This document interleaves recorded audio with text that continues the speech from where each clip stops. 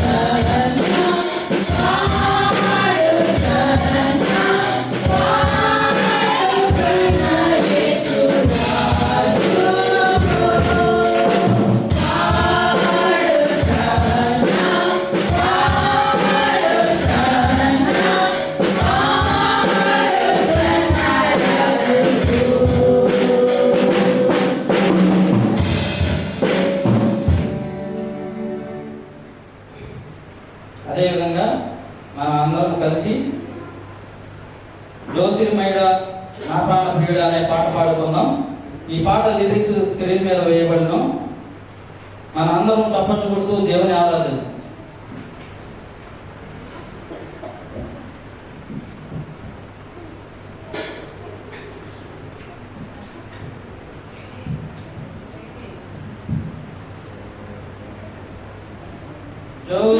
జ్యోతిర్మయుడా నా ప్రాణ ప్రియుడా, స్తుతి మహిమలు నీకే. జ్యోతిర్మయుడా నా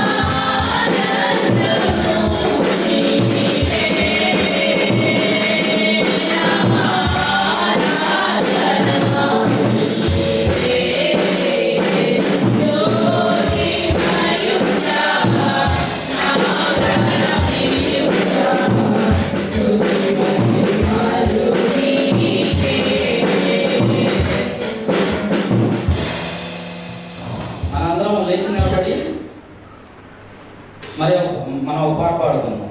మీరు అందరూ లేచి నిలబడినట్టయితే మనం ఒక పాట పాడుకుందాం. పాట నెంబర్ 30, పేజీ నెంబర్ 196. ప్రేమ ప్రేమ ప్రేమ ప్రియుడు అనే పాట పాడుకుందాం. మనందరం చప్పట్లు కొడుతూ దేవుని ఆరాధిద్దాం.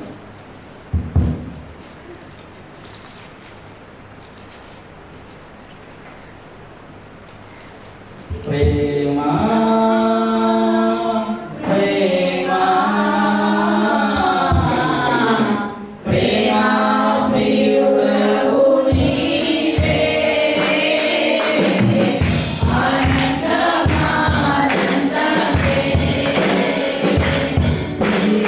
Ah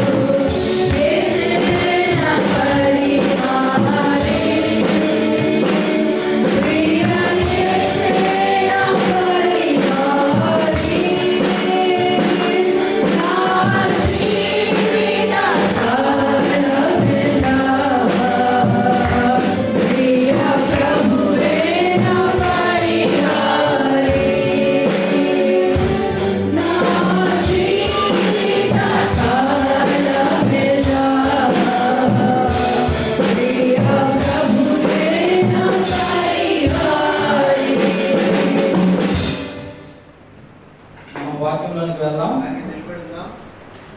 మన మధ్యలో ఉన్నటువంటి డేవిడ్ భాస్కర్ అంకుల్ వచ్చి వాక్యాన్ని అందిస్తారు.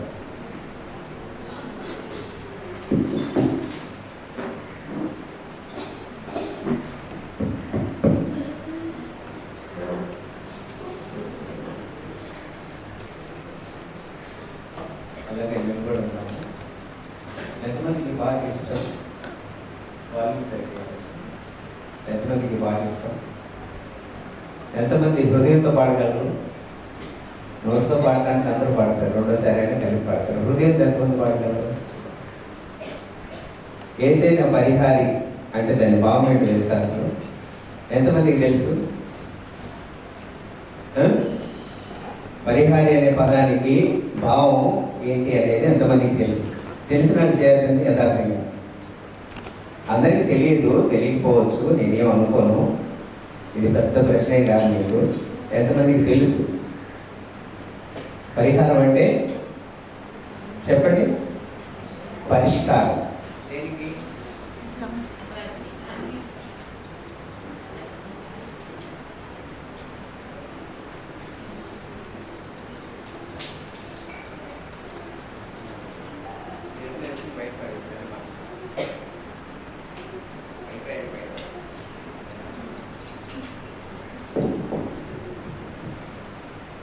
పరిష్కారం అంటే ఏంటి? ఏం చెప్పారు? చెప్పండి. పరిహారి అంటే పరిష్కారం అంటే ఇంకో పదం చెప్పండి. 15 పదాలు ఉంటాయి కదా తెలుగులో. ఇంకో పదం అదేగా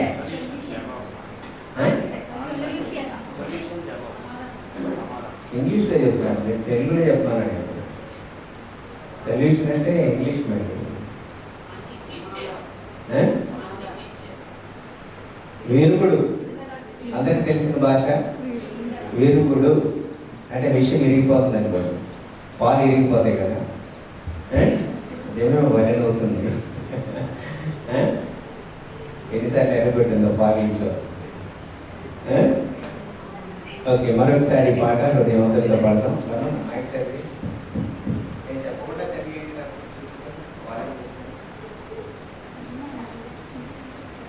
ఇదే పాట మళ్ళీ ఒకసారి పాడదాం, హృదయవంతుడితో పాడదాం. అంటే నాకు ఇస్తారా కొంచెం పాట షీటు?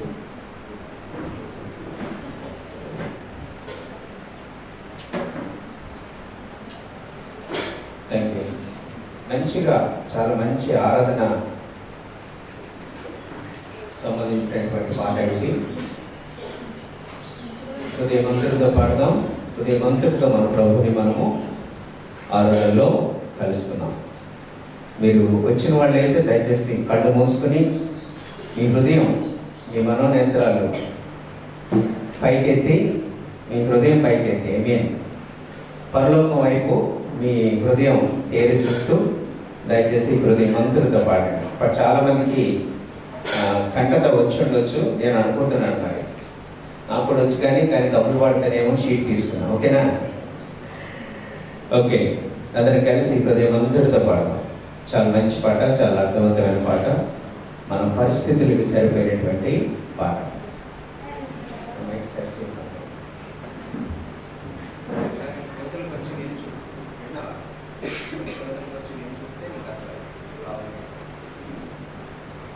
హృదయవంతుడితో ఎంతమంది చప్పట్లు పట్టగలరు? చేతులు ఉన్నవాడు చేయొద్దని దయచేసి. చేతులు ఉన్నవాడు సరిగ్గా పైకెత్తండి. చేతులు ఉన్నాయా? ఉపయోగించండి. ఓకే. ఏసేన పరిహారి, ఏసేన పరిహారి,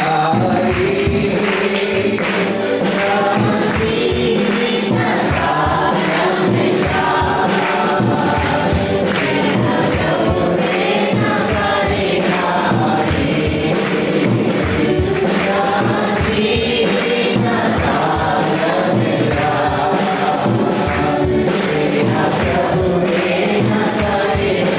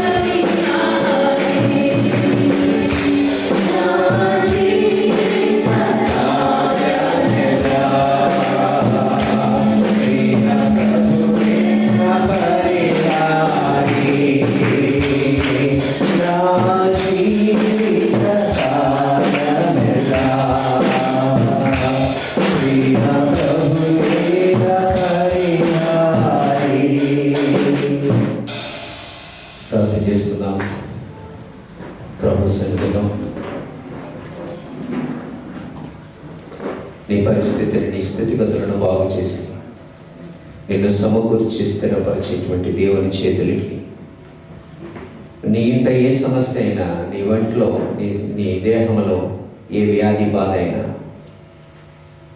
నిజంగా నువ్వు పరిష్కారాన్ని ఆశించగలిగినటువంటి వాడవైతే, నువ్వు పరిష్కారం కోరుకుంటున్నటువంటి వాడవైతే, నీ సమస్య ఏదైనా, నీ రోగం ఏదైనా, నీ జబ్బు ఏదైనా, నీ స్థితిగతులు ఏమైనా సరే విడుదల పొందగోరినటువంటి వ్యక్తివైతే ఈ ఉదయకాలము యేసుక్రీస్తు ప్రభు పరిష్కారముగా ఆయన అవతరించాడు ఈ లోకానికి. పరలోకము నుండి భూమి మీదికి నీ ప్రతి సమస్యని, ప్రతి రోగమును, ప్రతి వ్యాధిని, ప్రతి చింతను తొలగించడానికి తాను రిక్తులుగా చేసుకొని ఈ భూమి మీద నీ కొరకు, నా కొరకు, నీవు నేను కూడా సమీపించగలిగినంత అతి సన్నిహితమైనటువంటి ఏర్పాట్లో తాను రిక్తులుగా చేసుకుని వచ్చాడు. ప్రభువుని అంగీకరిస్తే నీ సమస్యలకి పరిష్కారం దొరికినట్లే. ప్రభువును కలుసుకుంటే నీ వ్యాధి బాధల్లో, నీ చీకి చింతల్లో, నీ వేదన దుఃఖంలో నీకు విడుదల దొరికినట్లే. వస్తున్నావు, వెళ్ళిపోతున్నావు, కాలక్షేపానికి వచ్చినట్టుంది నీ జీవితం. పిల్లారా, ఒకసారి నీ హృదయాన్ని తెరిచి ప్రియ రక్షకుడు, విమోచకుడు, సర్వశక్తివంతుడు, సమస్తమును సాధ్యపరచగలిగినటువంటి సర్వశక్తివంతుడైనటువంటి ప్రభువుని నీ హృదయంలోనికి స్వీకరించుతాం. మనం ప్రతి ఒక్కరూ కూడా మన హృదయంలోనికి ఆయన్ని అన్వయించుకుందాం. ఆయన బలాన్ని, ఆయన పునరుద్ధరణ శక్తిని, ఆయన కనికరమును, ఆయన క్షమాపణను మనం అనుభవంలోనికి తెచ్చుకుందాం. ప్రార్థన చేసుకుందాం. పరిశుద్ధమైన తండ్రి, ప్రేమ కలిగిన యేసు ప్రభువా, మితిలేని మీ దయ కనికరమును బట్టి మీకు కృతజ్ఞతలు చెల్లిస్తున్నాను. మహోపకారములు మాకు చేసిన దేవుడవు తండ్రి, నీతో సాటి అయిన వాడవు. ఎవరిని తెచ్చి మీ ఎదుట నిలబెట్టి ప్రభువా మీతో పోల్చగలము ప్రభువా. తండ్రి, మీకు సాటి అయిన వాడు ఒకడును లేడు ప్రభువా. తండ్రి, దేవతలలో ఎవరిని తెచ్చి మీ ఎదుట నిలబెట్టి ప్రభువా తండ్రి మీ ప్రక్కన ఉంచగలము తండ్రి.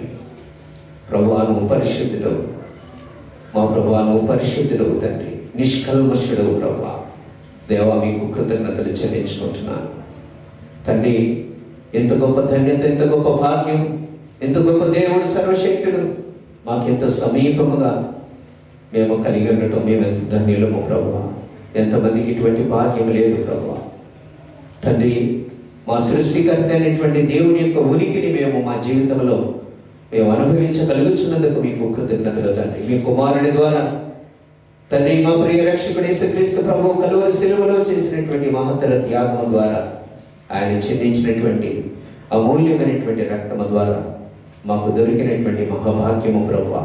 కృతజ్ఞతతో తండ్రి ఈ సంతోషమును, ఈ ఆనందమును ప్రభువా మేము హృదయమంతటితో అనుభవించడానికి కృప ఇవ్వండి. ఈ సన్నిధి మాతో ఉంచండి. ఇంతవరకు మాకు ఆరాధనలో మీరు సహాయం చేశారు దేవా తండ్రి. క్లాస్ టీం అంతటిని మీరు వాడుకున్నారు తండ్రి, మీకు కృతజ్ఞతలు తండ్రి. ప్రభువా, మీ వాక్యం దగ్గరికి మేము వస్తున్నాము, మీరు మాతో వ్యవహరించండి. ఈ సన్నిధి మాతో ఉంచండి. నేను అల్పుడు నిష్ప్రయోజకుడను ప్రభువా, ఏ మంచి లేనివాడు మా ప్రభువా. ఈ శుద్ధ రక్తములు నన్ను మరొకమారు కడిగి శుద్ధి చేసి నన్ను బాగు చేసి నాయన, నాలో మీకు అంగీకారము కానిటువంటి కోణములు ఎక్కడెక్కడనో ప్రభువా వాటన్నిటినీ మీ పరిశుద్ధ అగ్ని చేత దహించి ప్రభువా మీ మాట గౌరుటకు తండ్రి మీరు నాకు తోడే ఉండండి. మీ సన్నిధి మాతో ఉంచి నడిపించండి. యేసు నామమున అడుగుచున్నాము తండ్రి, ఆమేన్.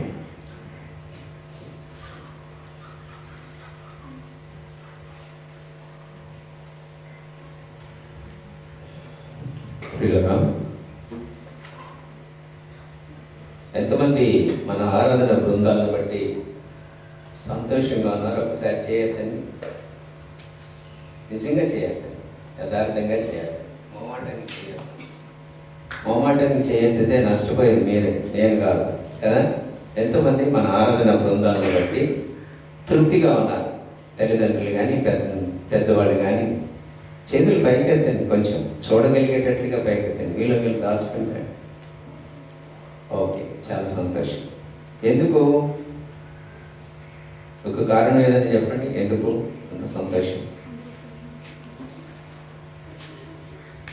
చెప్పండి ఎవరైనా. పెద్దవాళ్ళు చెప్పండి పాపం, యవనస్తులు చెప్పలేరులే కానీ పెద్దవాళ్ళు చెప్పండి, ఎందుకు సంతోషం మీకు? కొత్త బట్టలు, కొత్త పాటలా, కొత్త బట్టలు వేసుకుంటున్నారు అందుకని నిజమే, అది కూడా కరెక్టే. కొత్త బట్టలు కూడా వేసుకుంటారు, మంచి డ్రెస్సింగ్, మంచి డ్రెస్ కోడ్. మరి నన్ను నా వాళ్ళని తగ్గించి మాటలు నా యాజ్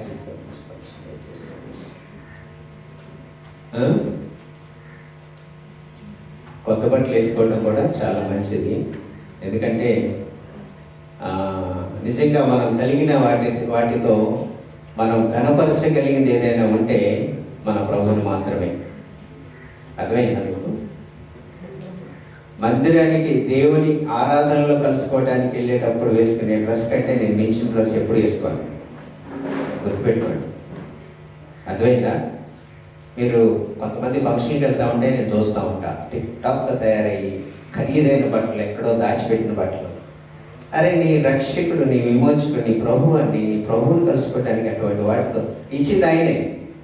ఆయన్ని గర్భపరచడానికి అవి వేసుకుని వస్తే, అవి ధరించుకుని వస్తే, ఈరోజు కొంతమందిని చూసినప్పుడు ఆరాధన బృందంలో సంతోషం వేసింది. ముఖ్యంగా ఒక యవనస్తురాలను చూస్తే సంతోషపడ్డాను. I'm very happy.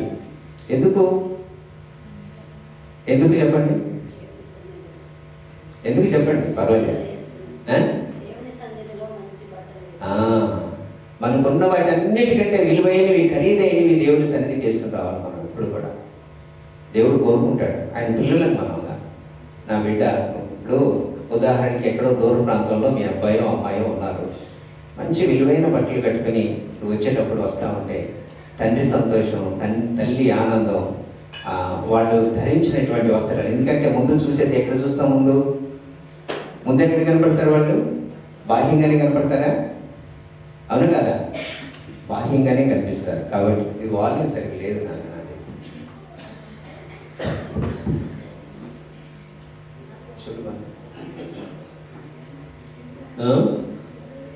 బాహ్యంగా కనిపిస్తారు కాబట్టి చూడగానే ముచ్చటైపోతారు తల్లి తండ్రి. సో కాబట్టి మనం దేవుని దగ్గరికి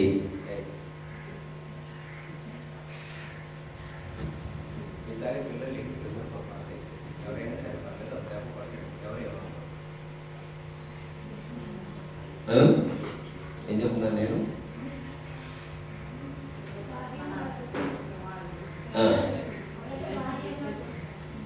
చూడండి, ఆ తల్లికి ఆ తండ్రి హృదయం ఎంత ఉప్పొంగుతుందంటే వాళ్ళని చూసినప్పుడు. చూడండి, అలాంటి దేవునికి అంత సంతోషం వస్తుంది.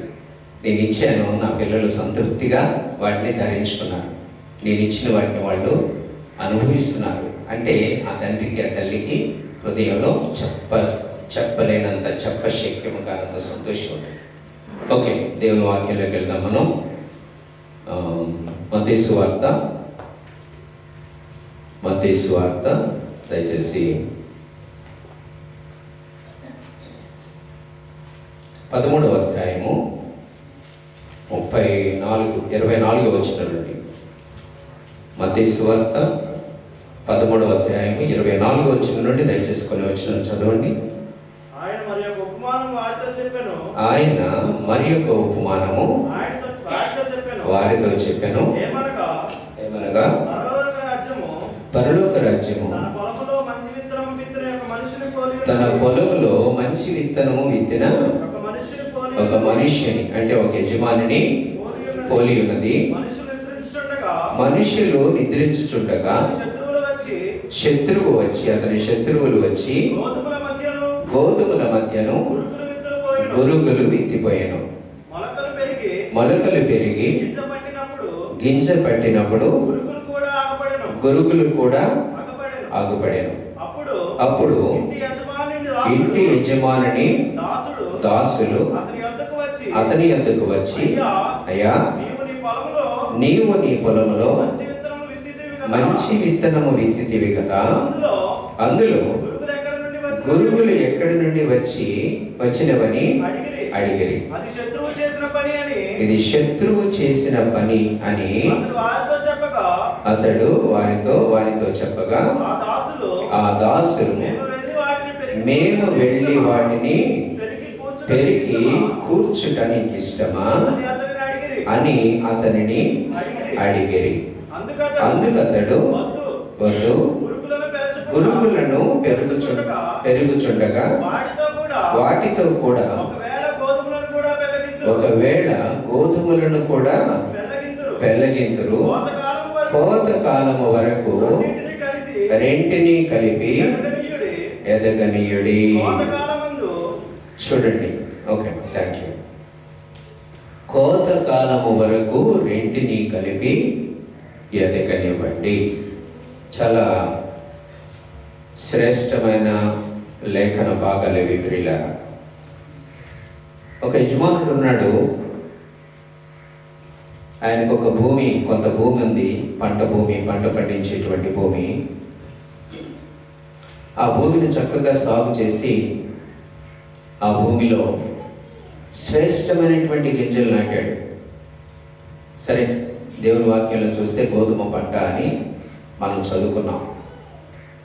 శ్రేష్టమైన, ఖరీదైన, నిఖర్చైనటువంటి, నాణ్యమైనటువంటి విత్తనాలు తెచ్చి ఆ పంట, ఆ గింజలు ఆ భూమిలో నాటి దాన్ని చక్కగా సాగు చేసి ఆ గింజలన్నీ మొలవడానికి అనుకూలంగా భూమిని సేద్యపరిచాడు, సాగు చేశాడు, సరిపడినంత నీరు పెట్టాడు.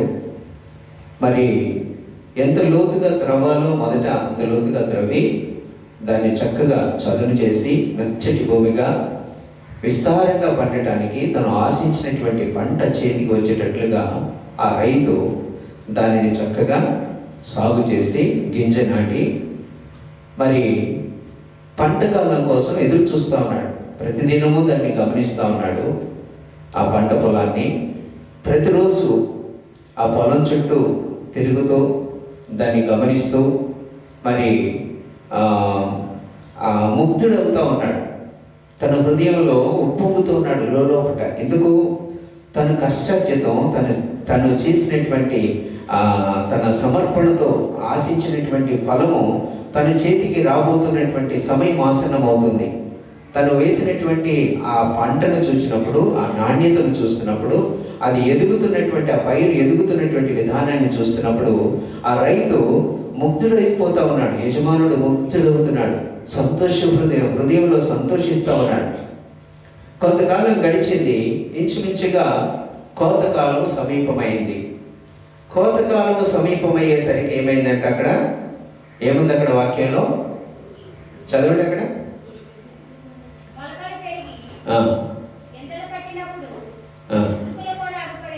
ఏం కనపడి? చెడు బీజము. ఎవరు నాటారో తెలియదు. చక్కగా ఉంది. బహుశా పంట యజమాని, పొలం యజమాని ఏం చేస్తాడు? కొంతకాలం నాటిన తర్వాత, ఒక పైరు నాటిన తర్వాత జాగ్రత్తగా అదంతా కూడా పంట పొలం అంతా తిరిగి ఎక్కడెక్కడైనా ఉండకూడదు ఉందేమో అని కలుపు అంటాం కదా, కలుపు మొక్కలు పీకేస్తాడు, వేరు పారేస్తాడు. ఎందుకంటే అవి పెరిగితే పంటని ఎదగనివ్వవు కాబట్టి మొదట దాన్ని గమనించి యజమాని మరి చాలా జాగ్రత్తగా ప్రతి చిన్న తన కంటపడినటువంటి ప్రతి కలుపు మొక్కలు కూడా తీసి పెరిగి పారేస్తాడు, పీక అవతలు పారేస్తాడు. మరి అలాగే చేసి ఉంటాడు. ఈయన కూడా చేసి చాలా సంతోషిస్తూ ఉన్నాడు. ఏపుగా పెరుగుతుంది పంట, ఆ యొక్క ఫలము, ఆ పంట ఏపుగా పెరుగుతోంది. పంట పండే సమయం ఆసన్నమైనప్పుడు చూస్తే అకస్మాత్తుగా పంట వలేనే కనబడకుండా ఆ పంటతో పాటే తను నాటినటువంటి గింజలాంటి మొక్కలే ఏమొచ్చినాయి? మధ్యలో గురుగులు కూడా వచ్చాయి. ఎప్పుడు తెలిసింది అది? ఎప్పుడు తెలిసింది చెప్పండి? కోత సమయం ఆసన్నమైనప్పుడు తెలిసింది. అర్థమైందా? ఆ వ్యత్యాసం అప్పటి వరకు తెలియదా? ఆ డిఫరెన్స్, ఆ వ్యత్యాసం అనేది వాటి మధ్య ఉండినటువంటి ఆ యొక్క ఆ వ్యత్యాసం అప్పటి వరకు గమనించలా, తెలియకుండా రహస్యంగా పెరిగినట్టుగా పెరిగింది. తీరా కోత సమయం వచ్చేసరికి అదేమైంది? పంట పొలంతో పాటు గురుగులు కూడా పెరిగినాయి. ఇప్పుడు అకస్మాత్తుగా అది కోతకాలం కాదు కాబట్టి, అంటే అప్పుడు ఆ టైంలో వాటిని కోస్తే, ఒకవేళ పంటని కోయిస్తే రైతు ఆ పంటతో పాటు ఈ చెడు బీజం కూడా కట్ అయిపోతుంది, కలిసిపోతుంది, మిక్స్ అయిపోతాయి. గోధుమల్లో గురుగులు కూడా కలిసిపోతాయి. అంటే అంటే ఉదాహరణకి మంచి వాటిల్లో, మంచి పదార్థంలో విషయం కలిపినట్టుగా అయిపోతుంది. అందుకని చూడండి, ఎందుకు ఈ మాట ప్రభువు చెప్పారు అంటే, చూడండి, మనము సంఘములో క్రీస్తు యేసు ప్రేమ చేత ఆకర్షితులమయ్యాము, మనము నాటబడ్డాము. ఆయన నాటినటువంటి మొక్కలు మనం. సంఘములో కలుపబడినటువంటి ప్రతి విశ్వాసి, దేవుని మందిరంలో దేవునిని ఆరాధించడానికి వచ్చేటువంటి ప్రతి విశ్వాసి కూడా దేవుని యొక్క మహోన్నతమైనటువంటి కృప చేత ఆకర్షితులమై, ఆకాంక్షితులమై మనం దేవుని సన్నిధిలో, ఆయన మందిరములో నాటబడినటువంటి మొక్కలు మనం. మనలో చెడు ఆలోచనలు ఉండేవాళ్ళు ఉంటారంటారా? ఉంటారా చెప్పండి. ఎంతమంది ఒప్పుకుంటారు చెప్పండి? ఏంటో చేస్తున్నారు కానీ ఏదో చేస్తున్నారులే, ఇది పాడైతే బాగుంది అనుకునే వాళ్ళు ఉంటారా? ఖచ్చితంగా ఉంటారు కదా. ఎలాగోకలా చనిపోయాలనుకునే వాళ్ళు ఉంటారా? ఉంటారా చెప్పండి. యథార్థంగా ఒప్పుకోండి, పర్వాలేదు. ఎందుకంటే మన నోటితో కాదన్నా కానీ హృదయం తెలుసు కదా. హృదయం ఏమంటది? నిజమే కదా, నేను అనుకున్నాను కదా అలా, కానీ అంటది కదా. నీకు తెలుసుగా నీ హృదయం నువ్వు అనుకున్న సంగతి అని. నీ హృదయంతో నీ మనసాక్షి మాట్లాడదు కదా.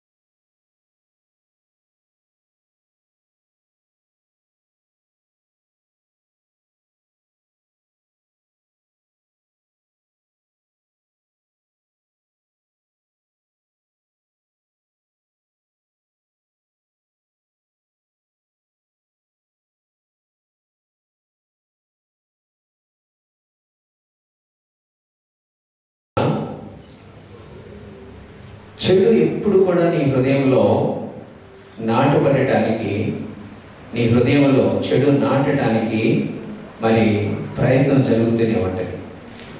దేవునికి ఏది నచ్చదో అది నీ హృదయము చేయటానికి సంసిద్ధంగా సిద్ధపడుతూ ఉంటుంది. దేవునికి నచ్చదు, అది నచ్చదని నీకు తెలుసు, కానీ నీ హృదయము దానిని ఆకాంక్షిస్తూ ఉంటుంది, ఆశతో ఎదురు చూస్తూ ఉంటుంది.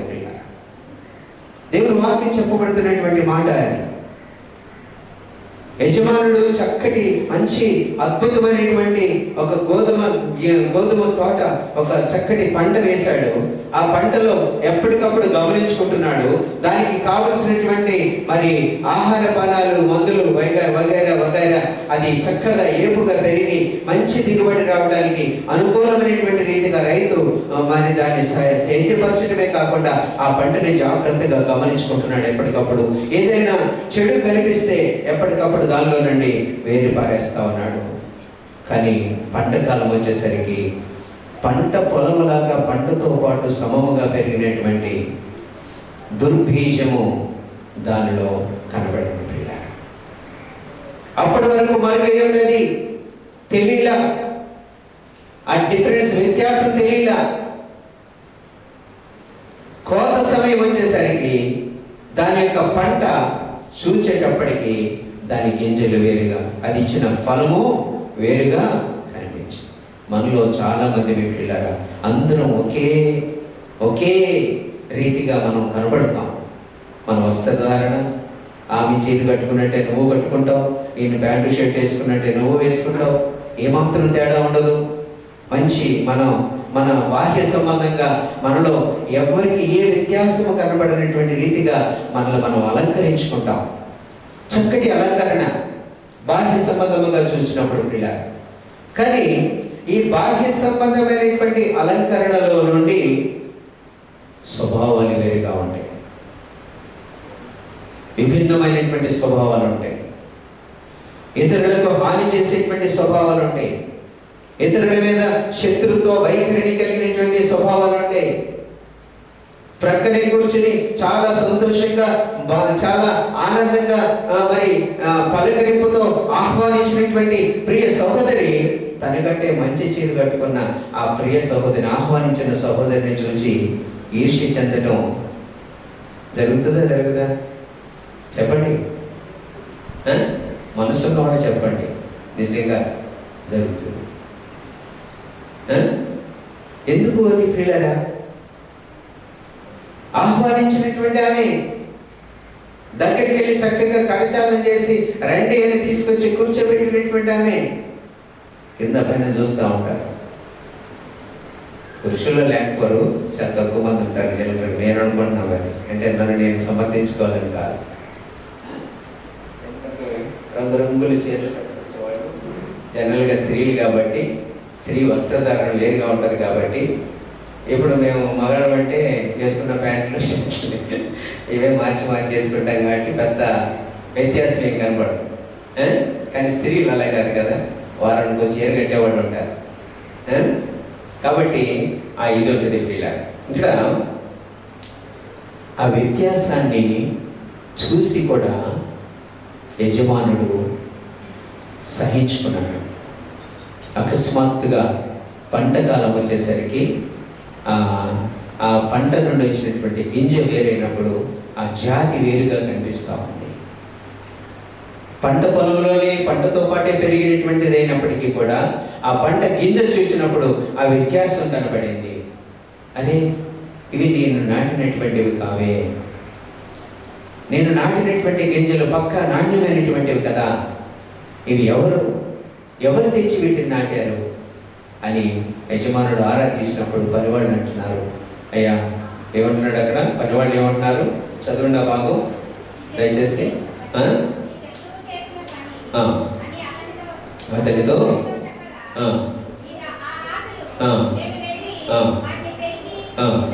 వాటిని పెరిగి వేయుట నీకు ఇష్టమా? చూడండి ప్రియులరా, మన మధ్యలో చాలామంది అనుకుంటారు, నేను తప్పు చేస్తున్నా, దేవునికి వ్యతిరేకంగా ఉంటున్నా, దేవుణ్ణి లక్ష్య పెట్టకపోయినా నేను బ్రతికిపోతున్నాను, నేను బ్రతికే ఉన్నాను కదా, నాకేం కావట్లేదు కదా, ఏ నష్టం లేదు కదా, నాకంతా మేలే జరుగుతుంది కదా, నష్టానికి బదులుగా ఇలాగే బాగుంటుంది. ఆరాధనకి వెళ్ళకపోయినా, వార క్రమానికి వెళ్ళకపోయినా, మరి ఆరాధనలో నేను పాల్గొనకపోయినా, ప్రభు వల్ల ఆరాధనలో కూడా నేను పాల్గొనకపోయినా అన్నీ బాగానే ఉంటున్నాయి. యాజ్ యూజువల్గా అందరికీ జరిగినట్టే నాకు జరుగుతున్నాయి, ఏ వ్యత్యాసం లేదు, అంతా బాగానే ఉంది, సమయంగా జరిగిపోతుంది జీవితం. ఇంకా నాకు దేవుడితో ప్రత్యేకంగా సమయం గడపాల్సినటువంటి అవసరం ఏంటి? దేవుడి సన్నిధికి నేను వెళ్ళాల్సిన అవసరం ఏంటి? వెళ్ళే వాళ్ళకి నాకు ఉన్నటువంటి వ్యత్యాసం ఏంటి?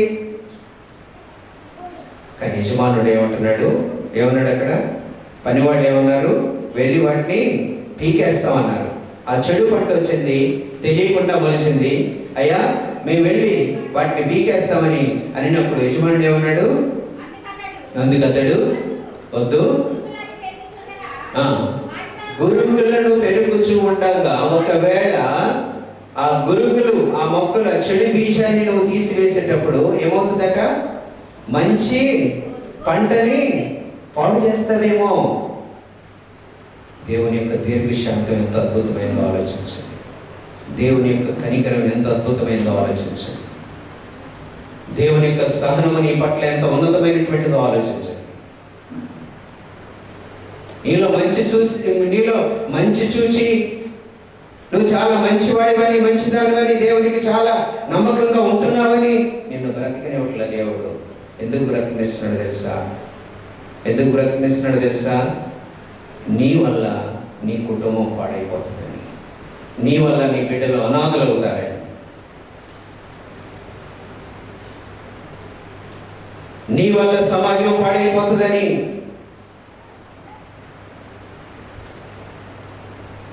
ధైర్యంగా చేస్తున్నాం మనం చేసేటువంటి పొరపాటు. ఏం కావట్లేదు, ఎవరు చూడలేదు, ఎవరు పట్టించుకోవట్లేదు, నన్ను ఎవరు గమనించట్లా. దేవుడు కూడా మౌనంగానే ఉన్నాడు. నా ఇష్టం వచ్చినట్టు నేను బ్రతకొచ్చు, నాకు నచ్చిన జీవితం నేను జీవించవచ్చు.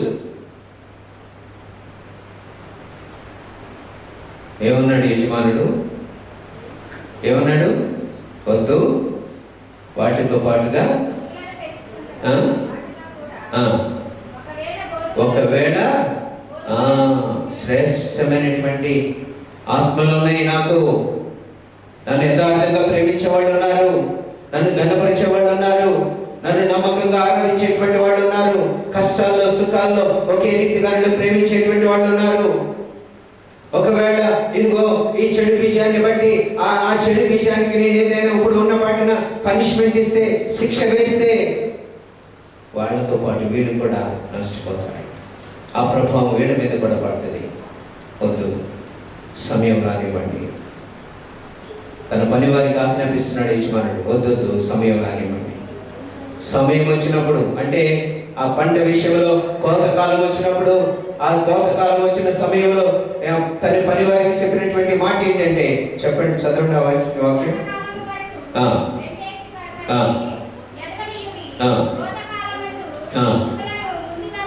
కోతకాలమందు గురుగులను ముందుగా కూర్చి వాటిని ఎంతమంది మీ ప్రియులరా మన జీవితంలో దేవుని యొక్క సహనాన్ని, దేవుని యొక్క మంచితనాన్ని, దేవుని యొక్క దీర్ఘశాంతాన్ని మన ఇష్టానుసారమైనటువంటి వాటికి వాడుకుంటున్నాం. దేవుని యొక్క దీర్ఘశాంతాన్ని ఎంత అవహేళన చేస్తున్నావు,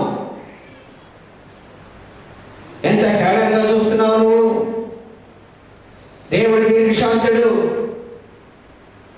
ఉన్న ఫలాన్ని నిన్ను శిక్షకు అప్పగించేటువంటి వాడు కాదు, నిన్ను తాడుకునేటువంటి వాడు, నిన్ను ఓర్చుకునేటువంటి వాడు, నిన్ను భరించడానికి ఇష్టమైనటువంటి వాడు. ప్రతి దినము నిన్ను మేల్కొలుపుతూ, అమ్మా అయ్యా నువ్వు వెళ్ళే దారి సరైనది కాదు, నువ్వు నడిచే నడక సరైనది కాదు, నీ పద్ధతి మార్చుకో, నువ్వు బాగుంటావు, నీ జీవితం బాగుంటుంది, నువ్వు ఇతరులకు ప్రయోజనకరంగా మారుతావు. ఈ జీవితం వద్దు, ఇది నడి చివరికి నష్టాల్లోకి నడిపిస్తుంది, నీ జీవితంలో కష్టాలు తెచ్చిపెడుతుంది, నిన్ను నరకానికి నేర్చుకుపోతుంది. ఈ జీవితం మార్చుకో, నువ్వు మళ్ళుకో. వెళ్ళినంత దూరం వెళ్ళావు, చాలు, ఇంకా ముందుకు వెళ్ళద్దు, ప్రమాదం నీ కోసం పొంచి ఉంది.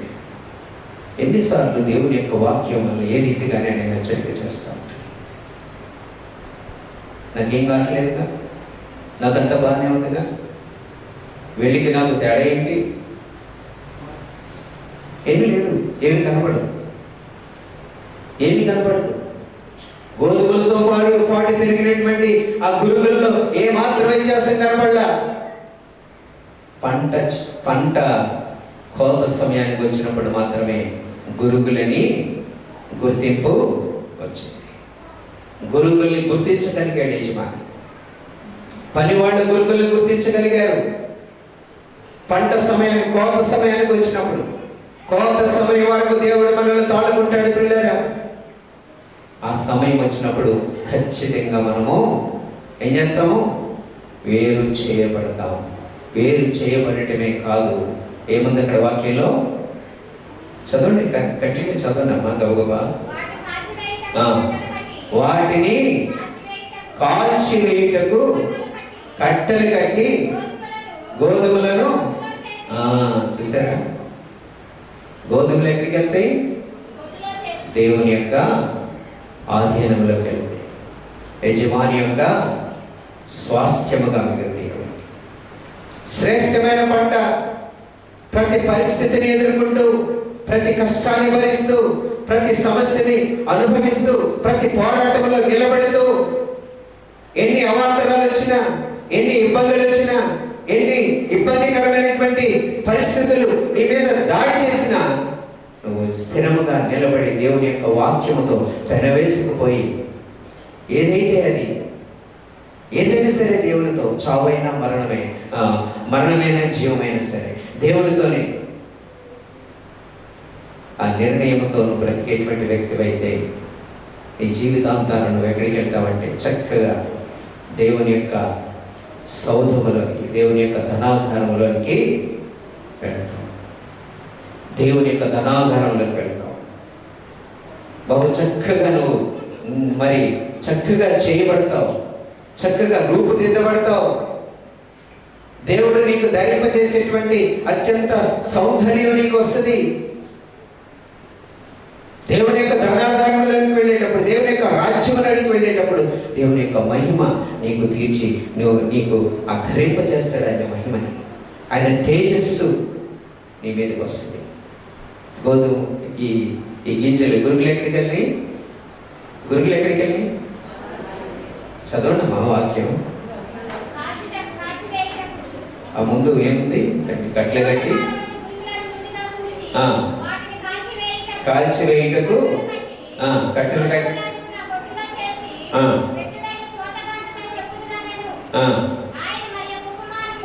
చాలు. చూసారా? వాటిని కట్టెలు కట్టి ఏం చేశాడు? కాల్చి పడేశాడు. ఒక దినం రాబోతుంది, నిప్పుగా, నిపుణతగా, యథార్థతగా వీళ్ళు భక్తి పరులండి. దేవునితో నడిచారు, కష్ట సుఖాల్లో దేవుణ్ణి వెంబడించారు, దేవుణ్ణి విడిచిపెట్టలేదు, దేవుణ్ణి ఆనుకున్నారు, దేవునితో సహజీవనం చేశారు. దేవుని యొక్క అడుగుజాడల్లో ఆయన ఆజ్ఞల ప్రకారంగా వాళ్ళ జీవితాన్ని క్రమబద్ధీకరించుకున్నారు. కష్టాలు ఎదురైనాయి, సమస్యలు ఎదురైనాయి, అనారోగ్యతలు వచ్చినాయి, వేదనలు వచ్చినాయి, కృంగిన సమయంలోనే, తిండి లేక కరువులో అల్లాడిన పరిస్థితుల్లోనే, కానీ ప్రభువుని విడిచిపెట్టలా. ప్రభు కొరకే బ్రతికారు. కానీ గురుగులు అకస్మాత్తుగా వీళ్ళలో నుండే బయలుదేరి వ్యత్యాసమే లేకుండా గుర్తుపట్టడానికి కూడా చేతగానంత జాగ్రత్త తెలివిగా అవి గురుగులు ఎదిగినాయి. నీలో చెలరేగుతున్నటువంటి నీ స్వభావం, నీ ఆలోచన విధానం, ప్రియమైన సహోదరి మనుషులతో మాట్లాడుతూనే ఉంటాం, ఒకే భావనతో మాట్లాడుతున్నట్టుగానే ఉంటాం, ఒకే ఆలోచనతో మాట్లాడుతున్నట్లుగానే ఉంటాం. చాలా స్నేహ సంబంధంగా, చాలా వారికి మనకి కూడా చక్కటి పెనవేసుకుపోయినటువంటి అనుబంధం, బాంధవ్యం ఏమాత్రం తేడా లేకుండా ఉండొచ్చు. కానీ నీ స్వభావంలో పెరుగుతున్నటువంటి పాపం, నీ అంతరంగంలో నువ్వు కలిగి ఉన్నటువంటి చెడుతనం ఖచ్చితంగా ఆ పంట దినాన్ని, ఆ కోత కోసేటువంటి ఆ కోత దినాన్ని బయటపడుతుంది. తీసుకెళ్ళి ఏమవుతుందంటే అది అగ్నిలో కాల్చివేయబడుతుంది. నువ్వు జాగ్రత్త పడకపోతే, మేల్కొనకపోతే, దేవుని వాక్యం వింటూ కూడా జీవితాన్ని క్రమపరచుకోకపోతే ఏం చేయను? నా పరిస్థితులు ఇలా ఉన్నాయి, నా కష్టాలు ఇలా ఉన్నాయి, నాకున్న సమస్యలు ఎవరికి చెప్తున్నాయి, ఎవరు వింటారు, నా బాధలు నా గోడు ఎవరికి చెప్పను నేను? నువ్వు ఎన్ని సమర్థించుకున్నా కాల్చబడతావు, అంటే అగ్నిలో వేయబడతావు. ఎన్ని సమస్యలు ఉన్నా చెప్పుకోవచ్చు, ఎన్ని ఇబ్బందులైనా ఉండొచ్చు. పిల్లలు ఈ శ్రేష్టమైనటువంటి గింజలతో పంట వచ్చినటువంటి వాళ్ళు ఏమన్నా చాలా సౌకర్యంగా పెరిగినటువంటి వాళ్ళ కాదు. ఈ చెడు విత్తనాలు, అకస్మాత్తుగా వచ్చినటువంటి విత్తనాలు వాటికంటే, ఆ శ్రేష్టమైన పంట కంటే అధికంగా పెరిగి వాటిని అణిచేస్తూ ఉంటాయి కూడా. ముళ్ళ పొదల విత్తనాలు మనం చాలాసార్లు విని ఉంటాం.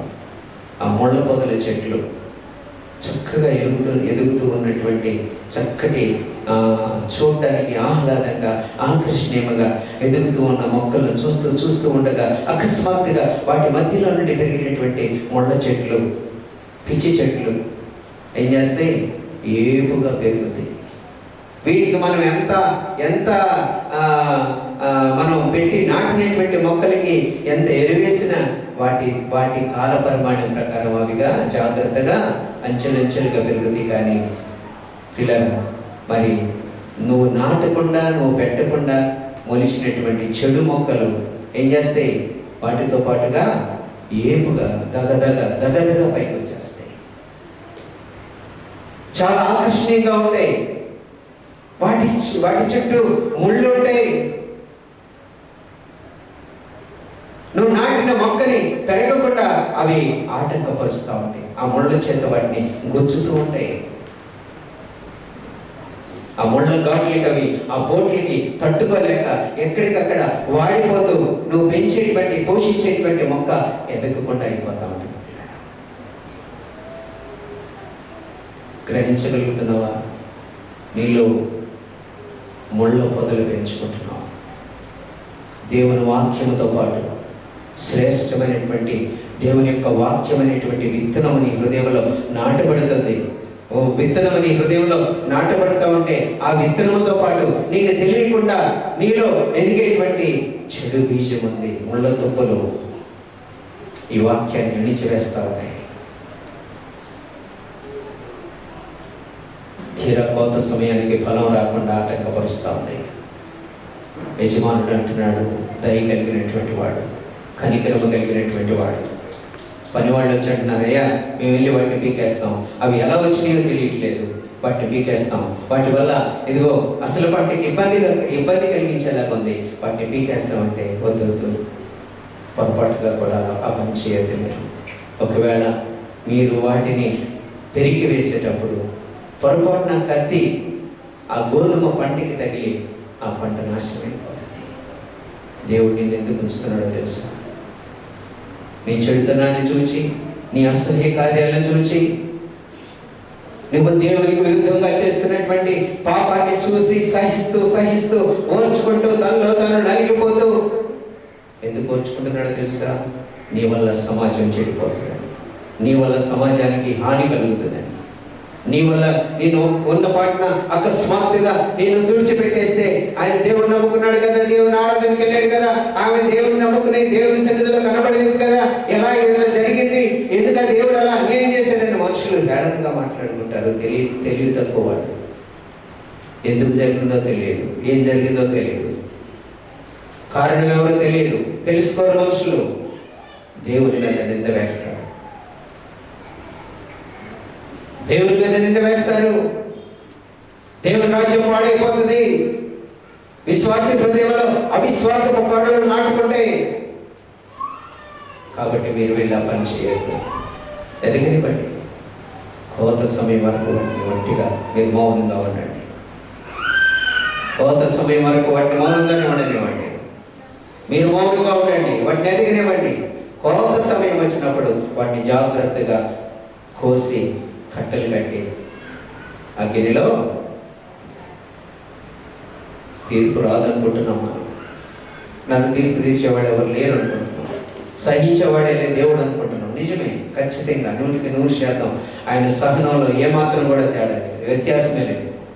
ఈ క్షణాన నీ పాపం ఒప్పుకొని నీ తప్పిదాన్ని గ్రహించుకుని, అయ్యో నేనెంత ఘోరమైనటువంటి దుష్కార్యమున దేవునికి విరుద్ధంగా చేశాను, ప్రభువును క్షమించమని ప్రాధేయపడితే, ప్రియ సహోదరి సహోదరులను ఎవరైనా సరే, ఎంత ఘోరమైనటువంటి పాపమైనా సరే, ఆయన క్షమించగలిగినటువంటి సిద్ధ మనస్సు కలిగినటువంటి వాడు. క్షమించడానికి ఆయన ఎప్పుడు సిద్ధంగా ఉంటాడు. నీకు పనిష్మెంట్ ఇవ్వడానికి ఆయన సిద్ధంగా ఉండడు. సమయం కోసం ఎదురు చూస్తాడు. నిన్ను తోడుకుంటూ నువ్వు వెళ్ళే ప్రతి స్థలానికి నిన్ను వెళ్ళనిస్తాడు. సరే, నీకు ఇష్టమైంది, నీకు నచ్చింది చేసుకోమ్మా, చేసుకోయ్యా, నువ్వు నీకు నచ్చిన స్థలానికి నువ్వు వెళ్ళు. నిన్ను ఆటంకపరచు, నిన్ను అభ్యంతరపరచు, నీ ఇష్టం. కానీ అది కొనసాగుతుంది అనుకుంటే పొరపాటు. సమయం వస్తుంది, కోత కోసే సమయం ఆసన్నమైంది. యజమాని పనివారిని పంపించి కోత కోసేటప్పుడు జాగ్రత్తగా ముందు వేటిని కోయమన్నాడు? వేటిని కోసేమన్నాడు? చదవనమ్మా అది. గురుగులను ముందుగా చూసారా? చెడు బీజమంతా, చెడు మొలకలన్నీ కూడా వెళ్ళిపోతాయి. చెడు ఆత్మలన్నీ కూడా దేవుని మందిరంలోనే ఉంటాం, దేవుని బిడ్డలు అన్నట్లుగా ఉంటాం, దేవునితో మంచి అనుబంధం కలిగింది అన్నట్టుగానే మనం కనబరుచుకుంటాం. ఆంతర్యమని అడిగినటువంటి వాడు, నిన్ను నన్ను క్షుణ్ణంగా పరిశీలించినటువంటి వాడు, నీ అంతరంగ బాహ్య సౌందర్యాన్ని ఎరిగినటువంటి వాడు. ఆ సమయం వచ్చినప్పుడు నేను ఖచ్చితంగా వేరు చేస్తాను. నువ్వు వేరు చేయబడతావు, నువ్వు వేరు చేయబడతావు. కోసి ఎక్కడేస్తాడు? అగ్నిలో వేస్తాడు, అగ్నిలో కాల్చి వేస్తాడు. శ్రేష్టమైన పంట మాత్రమే ఆయన తన నిధుల్లోనికి తీసుకుంటాడు. ప్రియ సహోదరి సహోదరుడు, శ్రేష్టమైన పంటగా ఆయన నిధుల్లోనికి వెళ్ళేటువంటి ఆయన ఆస్తిగా, ఆయన స్వాస్థ్యముగా ఉండటానికి ఇష్టపడతావా? చెడు బీజంలాగా అకస్మాత్తుగా పాపముతో జతకట్టి పాపంలో బ్రతుకుతూ పాపాన్ని ప్రేమిస్తూ నువ్వు అసహించుకొని ఉమ్మి వేయవలసినటువంటి దాన్ని నీ జీవితంలో అనుభవిస్తూ దానిలో తృప్తి చెందుతావా? నాకేమీ కాదులే, నాకే నష్టం రావట్లేదు కదా, నన్ను ఎవరు చూడట్లేదు కదా, నన్ను ఎవరు గమనించట్లేదు కదా, నా గురించి ఎవరికి తెలియదు కదా, నా హృదయంలో కదా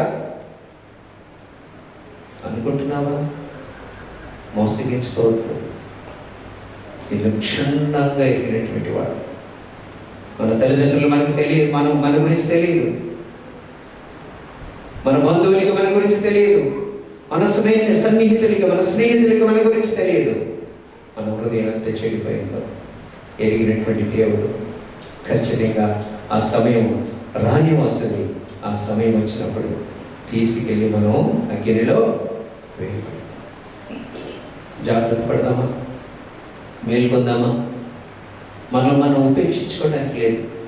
ఇదిగో ఈ కారణం కదా ప్రభువా, ఇదిగో ఆ కారణం కదా ప్రభువా, నా పరిస్థితి నీకు తెలుసు కదా ప్రభువా, నేను ఎంత కష్టాలు ఉన్నాను నీకు తెలుసు కదా, నన్ను ఆదుకునే వాళ్ళు ఎవరున్నారు ప్రభువా, నువ్వు ఎంత మొర్ర పెట్టినా, ఎంత గీ పెట్టినా నీ మొర్ర ఆలకించేటువంటి వాడు.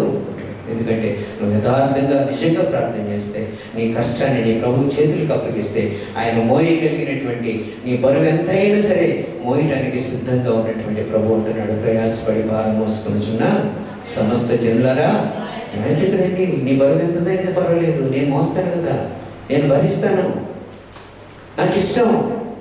నీ బరువు వేయటం, నీ బరువు నా భుజాల మీద ఎత్తుకోవడం నాకు ఇష్టం, నన్ను ఎత్తున పెట్టుకోవడం నాకు ఇష్టం. నువ్వు తేలికవ్వాలి, నువ్వు నెమ్మదిగా ఉండాలి, నువ్వు ఆరోగ్యంగా ఉండాలి.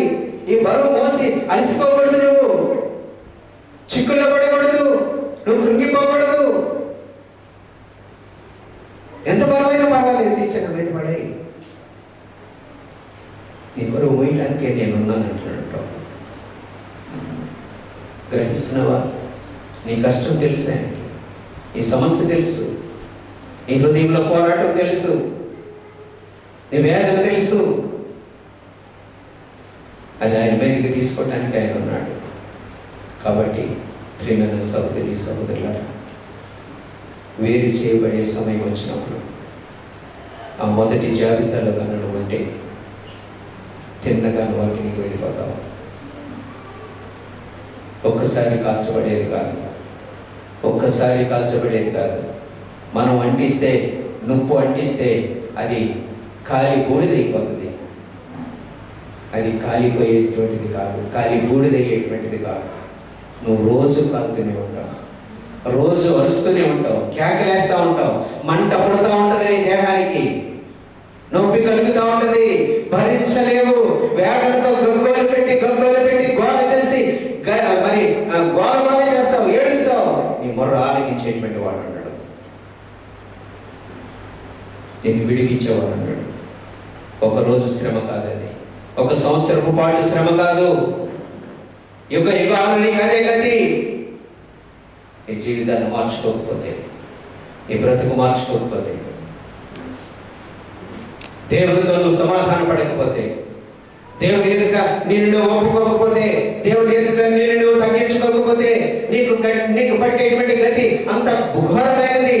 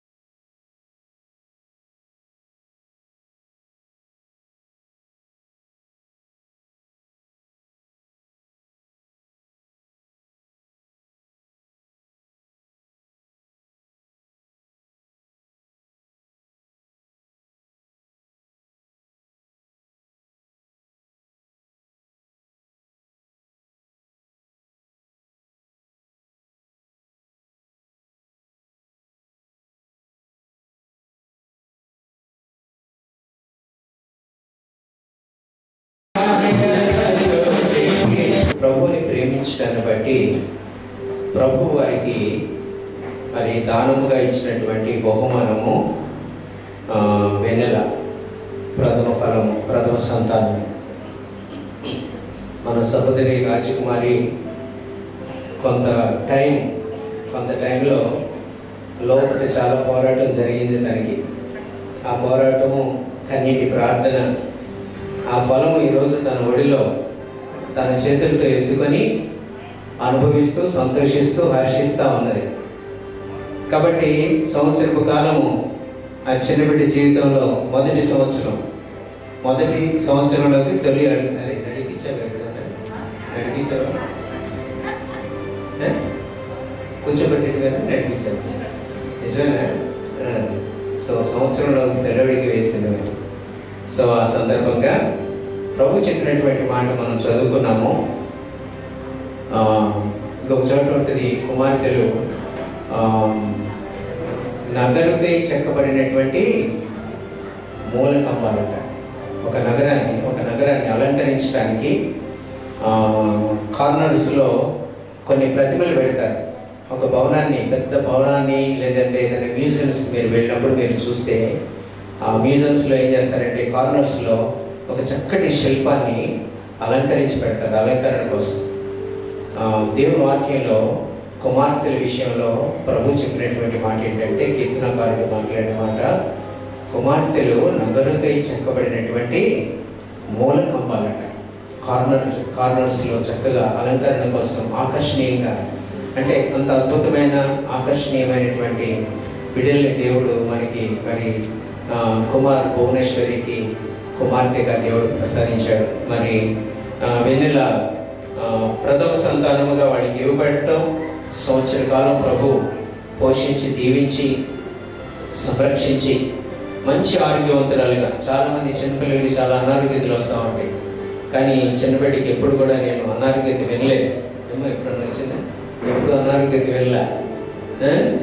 మరి ఎట్లా పెంచారో మరి తల్లిదండ్రులు నాకు తెలియదు, కానీ మరి నాన్నమ్మ పెంపకం మొత్తానికి ఎప్పుడు కూడా అనారోగ్యత గురించి నేను ఎప్పుడు వినలా.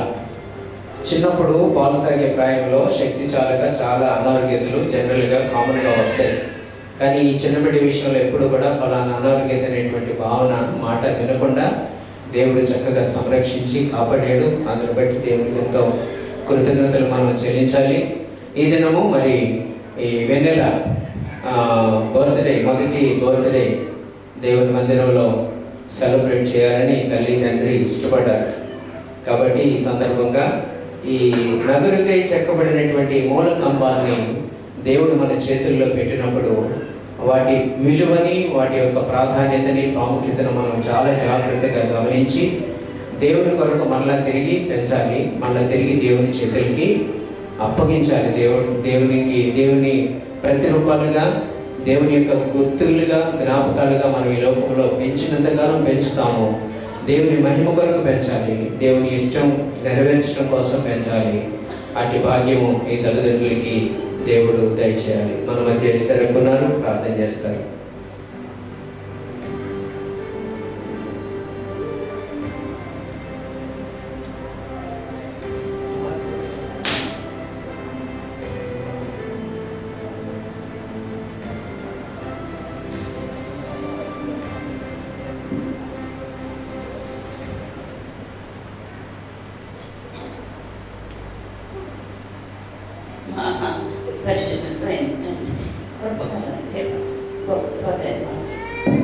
ఈ మధ్యాహ్న సమయంలో ఈ సన్నిధిలో నన్ను మమ్మల్ని మీరు ప్రేమించి ఇచ్చినటువంటి ఆరాధన కార్యక్రమాలను బట్టి నేను స్తుతిస్తున్నాను. ఆయన అనేక మందికి లేనటువంటి గొప్ప భాగ్యం మాకు మీరు అనుగ్రహించినందుకు వందనాలు, స్తుతులు, స్తోత్రాలు. దేవా, భాస్కర్ని నీ ఆత్మతో నింపి నీ సిలువ చాటును మరుగుపరిచి నాతో మాతో ప్రతి ఒక్కరితో మీరు మాట్లాడిన విధానాన్ని బట్టి నేను స్తుతిస్తున్నాను. దేవా, నిజమే పైకి మంచిగా కనబడతాను, కానీ అంతరంగంలో ఎన్నో రకాలైనటువంటి పరిస్థితులు నీకు వ్యతిరేకంగా అవన్నీ సరి చేసుకుంటూ నువ్వు ఇచ్చినటువంటి ఇతరులను వందనాలు. ఆది అంతం వరకు మీరు నడిపించిన వందనాలు, స్తుతులు, స్తోత్రాలు. ప్రభువా, తిరిగి మీ వెన్నెలను మీరు ఎంతగానో ప్రేమించి మరి ఒక దయా కిరీటాన్ని మీరు అనుగ్రహించారు. వందనాలు, స్తుతులు, స్తోత్రాలు. తల్లిదండ్రులను బట్టి వందనాలు. ప్రభువా, ఆ బిడ్డకి ఇచ్చిన అమ్మమ్మ, తాతలు, నాయనమ్మ, తాతగారు మీకు అనేక వందనాలు, స్తుతులు,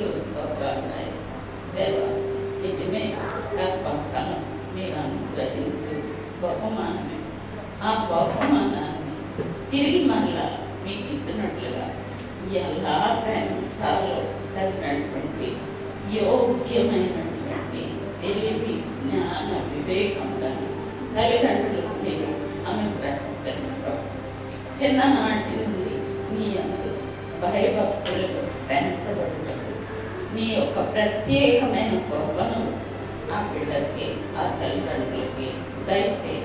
ఆ బిడ్డకి ఇచ్చిన ఆహారంలో, ఇచ్చే పానీయాల్లో ప్రభువా, ఇచ్చే గాలిలో మీ రక్తం కలిపి ప్రభువా, వయస్సునందు జ్ఞానమునందు ప్రభువా, మనుషుల దయందు దేవుని దయందు అభివృద్ధి పొందినట్లుగా నీ కృపగల హస్తం ఆ బిడ్డపై ఆ తల్లిదండ్రులపై చాపి నీ నామాన్ని మహిమపరచుకోమని బ్రతిమలాడి అడుగుతున్నాను నాయన.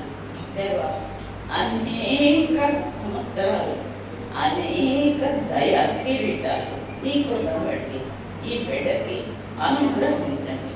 నిజమే, చిన్న బిడ్డలు ఎంతో ప్రభు ఆ సంవత్సరంలో అనారోగ్యం పాల్పడతారు. జలుబులని, జ్వరాలని, మోషన్స్ అని, వామిటింగ్స్ అని, కానీ ఏ అనారోగ్యత లేకుండా సంవత్సరం పాటు కాచి కాపాడి నీ గాయపరచబడిన రెక్కల క్రింద భద్రపరిచి మంచి ఆరోగ్యం అనుగ్రహించినందుకు అనేక వందనాలు, స్తుతులు, స్తోత్రాలు ప్రభువా. దేవా, జరగనైన సంవత్సరాలన్నింటిలో కూడా ఇలాంటి ఇంతకంటే మంచి బలము, శక్తి, ఆరోగ్యం అనుగ్రహించి నీ నామమును మహిమ పరిచే బిడ్డగా తన జీవితం వరకు కూడా నమ్మకమైన సాక్షిగా ఉండనట్లుగా నీ కృప కనికరాలు కానివ్వని ఆ బిడ్డని మీరు బహుమానంగా ఇచ్చినందుకు తల్లిదండ్రులు మరి వారి బంధుమిత్రులు ప్రభువా ఎంతో కృతజ్ఞతతో నిన్ను ఇంకనూ హత్తుకున్నట్లుగా సహాయం చేసి నడిపించమని సైతాను యొక్క దేవా భారం కానీ వాడి యొక్క హస్తాలు కానీ ఆ బిడ్డపై, ఆ కుటుంబంపై పడుకున్నట్లు నీ రక్తపు కంచెలో ఆ కుటుంబం నా బిడ్డని ప్రత్యేకంగా భద్రపరిచిన ఈ రుణపాలను సన్నిధిలో చేసుకోండి. అయ్యో బిడ్డలైనా ప్రాణాన్ని బాధ సన్నిధికి చేర్చుకున్నాయి. యేసయ్య నామములో వేడుకొని ప్రార్థిస్తున్నాను తండ్రి, ఆమేన్.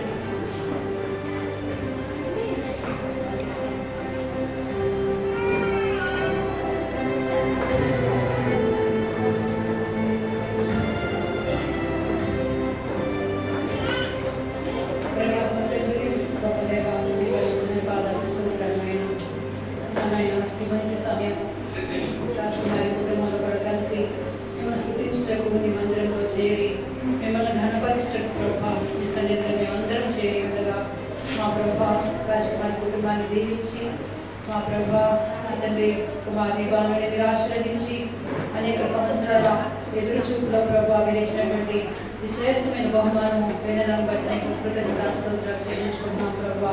మీరు చేసిన ఉపకారములకు మేలులకు మేము మీకు ఏమి ఇవ్వగలము నాయన. నిజమే, వేలాది నదులంతా విస్తార తైలం మీకు ఇచ్చిన చాలదు, గర్భఫలాన్ని మీకు ఇచ్చిన సరిపడదు ప్రభా. నా తండ్రి మీ రుణం మేము తీర్చుకోలేము ప్రభా. ఎంత చేసినా మా తండ్రి ఇలాంటి గొప్ప కార్యము నీ ఘనమైన నీ కార్యము ప్రభా. తండ్రి కుమార్ జీవితంలోని మీరు అనుగ్రహించి నా తండ్రి ప్రతి విధమైన నింద నుండి దుఃఖం నుండి వేదన నుంచి ప్రభా విడిపించి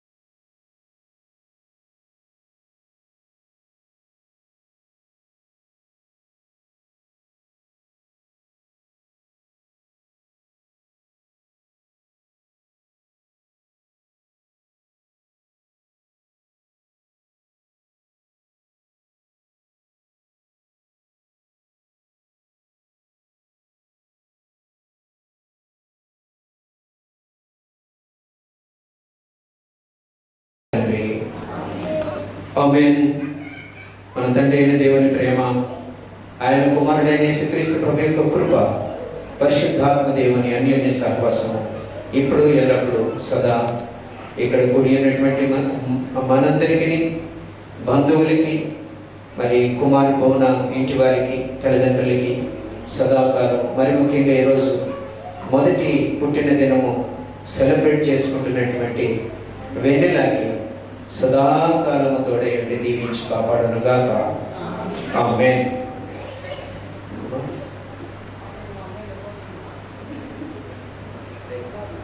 ఒకసారి అలా నుంచండి అందరూ. కుమారన్న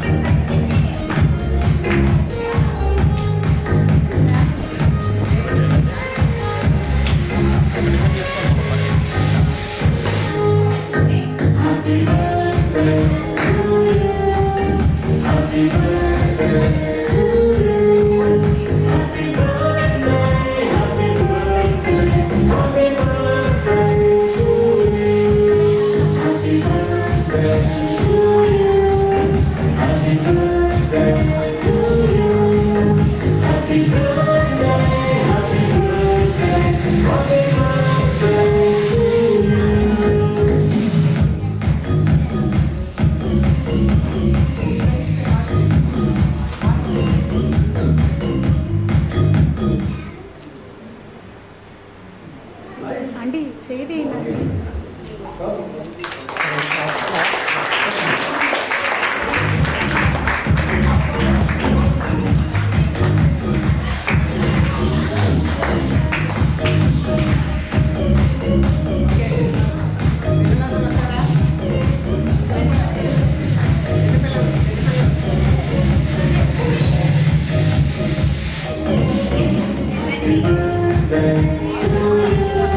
ఆ పాప